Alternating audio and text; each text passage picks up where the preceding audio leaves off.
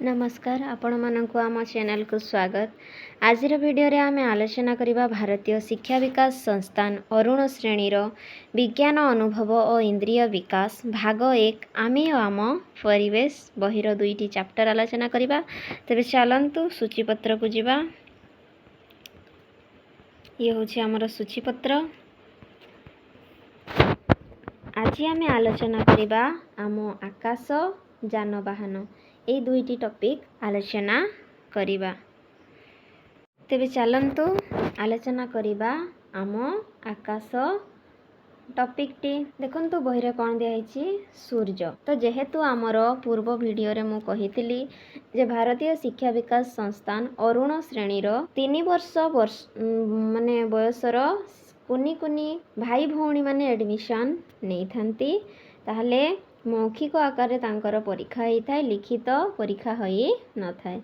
तेबे तांकु मने रखेइबे किपरि तांकु प्रैक्टिकली सब जिंस जदि आपण माने देखै कि जेमती आम आकाश पढ़िबा आकाश विषय रे कहिबे आकाश किपरि देखा जाए तार रंग किपरि एभुडिया तांकु जदि प्रश्न करिवे तांकु सिखाइबे जे आकाश होछि नील रंगर।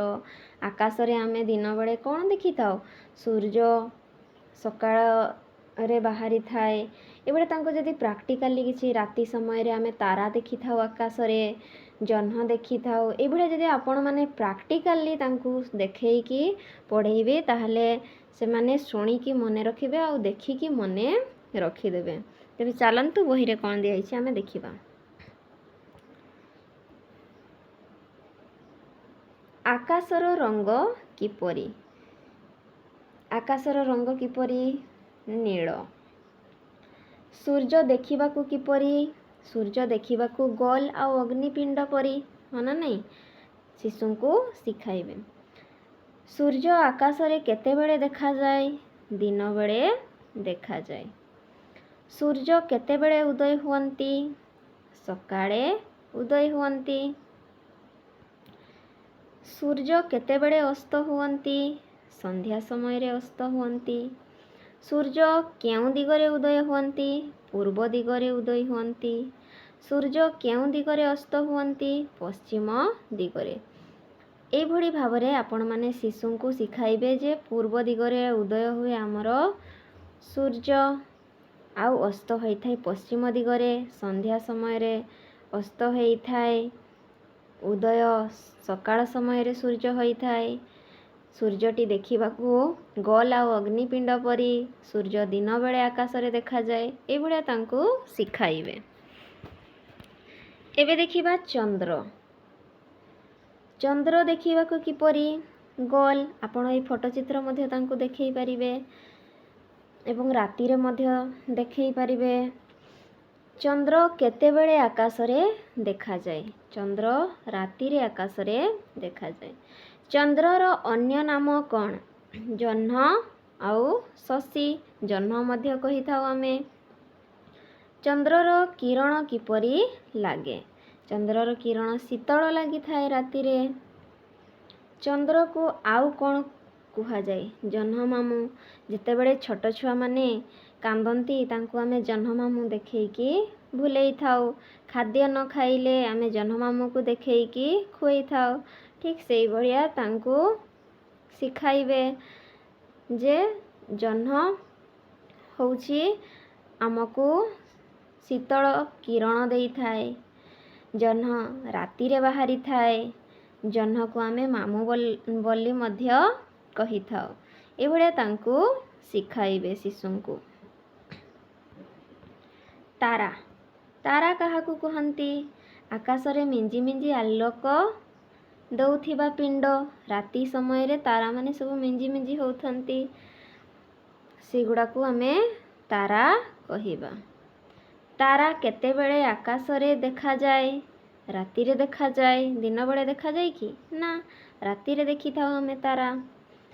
तारार निजर आलोक अछि ना नाही अछि तारार निजर आलोक अछि।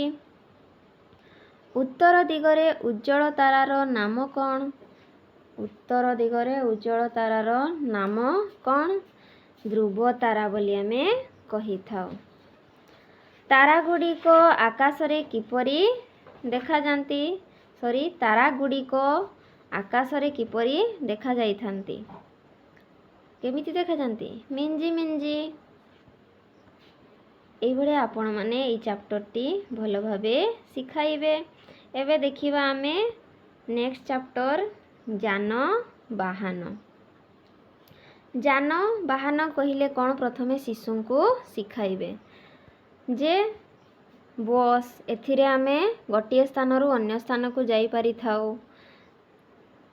ଏରୋପ୍ଲେନ୍, ଶଗଡ଼, ଟ୍ରକ୍, ଏଇଭଳିଆ ତାଙ୍କୁ ଫଟୋ ଚିତ୍ର ଦେଖେଇକି ପ୍ରଥମେ ଆପଣ এই ଯାନବାହନ ଗୁଡ଼ିକୁ ଚିହ୍ନାଇବେ କାହାକୁ କ'ଣ କୁହାଯାଏ, ତାପରେ ତାଙ୍କୁ ସେ ବିଷୟରେ ଜାଣେଇବେ। ତେବେ ଚାଲନ୍ତୁ ବହିରେ କ'ଣ ଦିଆହେଇଛି ଦେଖ।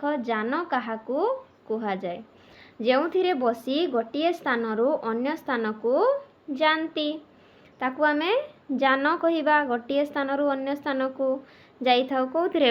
ଯେମିତିକି ବସ୍ରେ ଯାଉଛୁ, ଆମେ ଯିବା ଆସିବା କରୁଛୁ, ଗୋଟିଏ ସ୍ଥାନରୁ ଅନ୍ୟ ସ୍ଥାନକୁ ଆମେ ପହଞ୍ଚି ପାରୁଛୁ।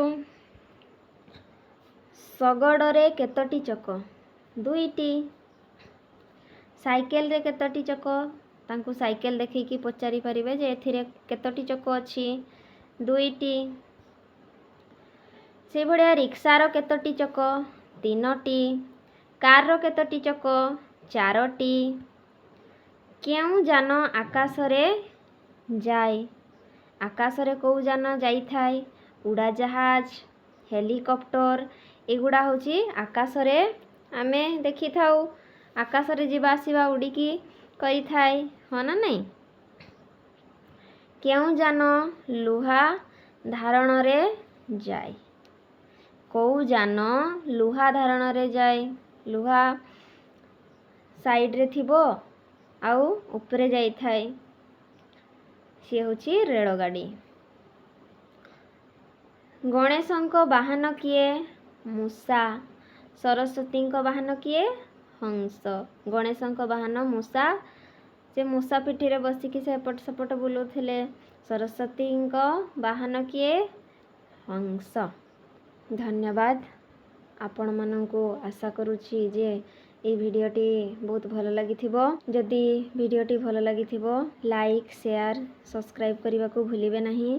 ଯଦି এই ଭିଡ଼ିଓରେ କିଛି ମୋର କହିବା ଶୈଳୀରେ କେଉଁଠି ତ୍ରୁଟି ରହିଯାଇଛି ତାହେଲେ ଆପଣମାନେ କମେଣ୍ଟ ମାଧ୍ୟମରେ ଜଣାଇବେ, ଯାହାଫଳରେ ମୁଁ ମୋ ଭୁଲକୁ ସୁଧାରି ପାରିବି।